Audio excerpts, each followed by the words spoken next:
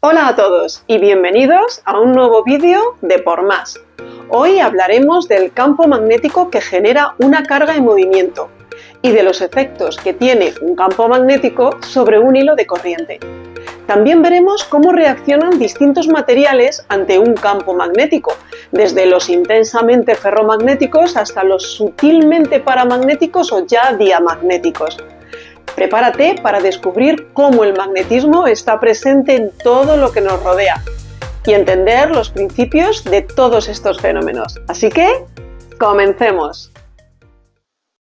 Basta con tener una partícula puntual moviéndose en el espacio como para que a su alrededor genere un campo magnético.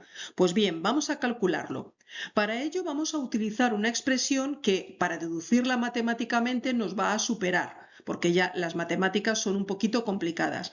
Pero de momento basta con saber que para calcularla tenemos que agradecérselo a contribuciones de Biot, Savart y de Maxwell. Esta es la expresión a la que me estoy refiriendo. Veis aquí que tenemos una serie de parámetros y unas magnitudes que vamos a analizar a continuación.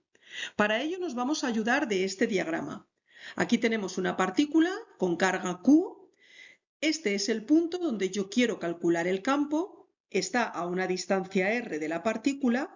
El vector unitario U sub r es el que está en el sentido que une la partícula con el punto donde yo quiero calcular el campo, y este es el vector que me está diciendo la velocidad a la que se mueve la partícula. Tenemos una partícula que se mueve tal y como os estoy diciendo yo aquí. También podéis ver un parámetro que se llama permeabilidad magnética y su valor va a depender del material por el que se mueve la carga. Tenemos tres tipos de materiales. Uno es los ferromagnéticos, los paramagnéticos y los diamagnéticos.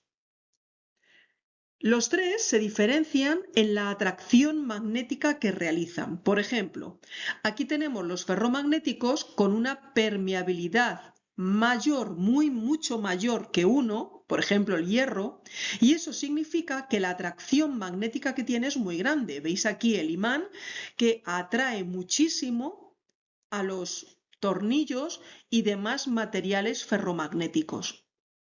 Aquí, sin embargo, un material paramagnético tenemos que se caracteriza con una permeabilidad mayor o igual que 1, por ejemplo el bismuto. La atracción magnética es leve, veis que tampoco se pega con la misma intensidad que estos materiales de los que están hechos estos tornillos, sino que ahí se queda un poquito, bueno, pues parece como que algo separado, ¿no? Y sin embargo aquí, con el aluminio, con una permeabilidad que como mucho es mayor que 1, más bien es menor que 1, puede llegarse el caso en el que la atracción magnética sea negativa, es decir, que incluso hay algunos materiales diamagnéticos que son repelidos por el imán. De tal manera que tenemos esta expresión. Tal como yo os la he escrito aquí, no la conocemos, más bien se conoce como que la permeabilidad relativa de un material es igual a la permeabilidad de ese material dividida por la permeabilidad en el vacío. Este cerito de aquí indica que estamos en el vacío. Es una permeabilidad, ya digo, relativa. Pero si escribimos así la expresión, podemos ver que la permeabilidad que tenemos que poner aquí es la permeabilidad relativa por la permeabilidad en el vacío. ¿Cuál es la permeabilidad en el vacío? Pues es 4pi por 10 elevado a menos 7. Este es un dato que nos suelen dar en el problema, entonces no tenemos que memorizarlo. Las unidades vemos que son los Tesla, unidad del campo magnético, por metro, unidad de longitud, partido por amperio, unidad de corriente. Pero normalmente las solemos conocer como Newton partido por amperio al cuadrado. Vamos a ver algunas características importantes que se pueden deducir de esta expresión. Por ejemplo, si la carga se está moviendo en el sentido hacia el punto donde yo quiero calcular el campo o en sentido contrario, es decir, el vector velocidad es paralelo a U sub r, tendremos que el campo en ese punto va a ser cero. Sin embargo, si la velocidad, es decir, si la carga se mueve perpendicularmente a U sub R, el campo en este punto va a ser máximo, porque como tenemos un producto vectorial, el seno va a valer 1 y entonces el campo va a ser también máximo, porque el seno ha alcanzado su máximo valor. También podemos ver que si aumenta R y, por ejemplo, se duplica, pues entonces el campo se va a hacer 4 veces más pequeño. Vamos a estudiar ahora los efectos que genera un campo magnético sobre un hilo de corriente. Pero, ¿qué es un hilo de corriente? Un hilo de corriente no es más que carga en movimiento. Vamos a entender que es un hilo metálico por donde viaja la carga. Por lo tanto, como es carga en movimiento, la corriente la vamos a poder expresar matemáticamente así, como la variación de carga moviéndose en un incremento de tiempo. Si esa variación de carga y ese incremento de tiempo son muy chiquititos, hablaremos de diferenciales, pero la idea es la misma. Ahora vamos a ver un convenio. Se estableció que, vamos a decir que el sentido de la corriente es el contrario a cómo se mueven los electrones. No es más que un convenio, para aclararnos un poco entre todos. Teniendo esto en cuenta, vamos a tomar un diferencial de corriente, o sea, una corriente I, pero chiquitita, es decir, un trocito de cable por donde circula una corriente. Si tuviéramos un cable muy largo, vamos a tomar un trocito y este trocito vamos a decir que es un diferencial de corriente por donde circula una corriente I. Vemos que por el convenio que hemos dicho antes, los electrones se mueven en el sentido contrario. Pero ya digo, vuelvo a repetir, no es más que un convenio.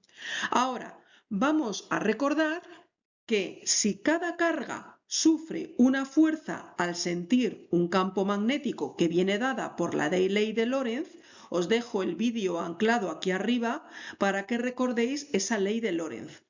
Era la carga por la velocidad de esa carga multiplicado por el campo magnético que había en esa zona. Bueno, pues aquí, en nuestro caso, no tenemos una carga puntual, sino que el diferencial de corriente tiene una carga diferencial de Q.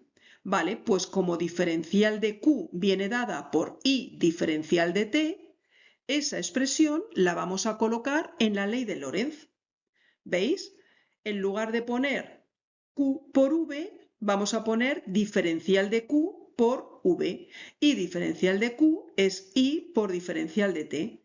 Y esto va a generar una fuerza muy chiquitita que vamos a denominar diferencial de F.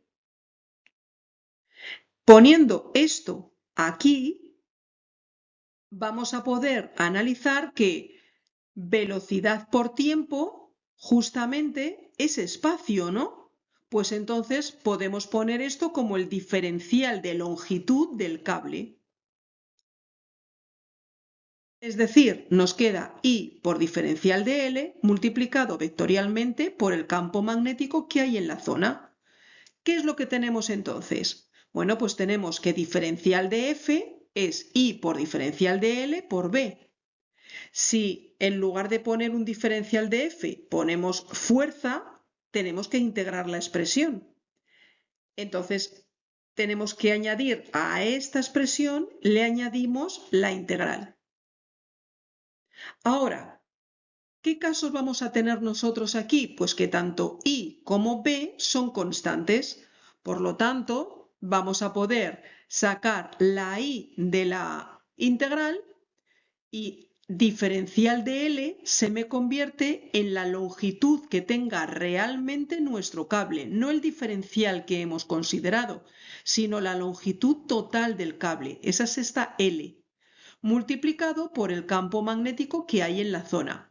Es el producto vectorial, nos tendrán que decir qué sentido lleva el campo magnético que hay en la zona. Por tanto, la fuerza es I por L multiplicado vectorialmente por el campo magnético. A continuación, en la siguiente diapositiva, vamos a ver alguna aplicación para que entendáis mejor esta expresión.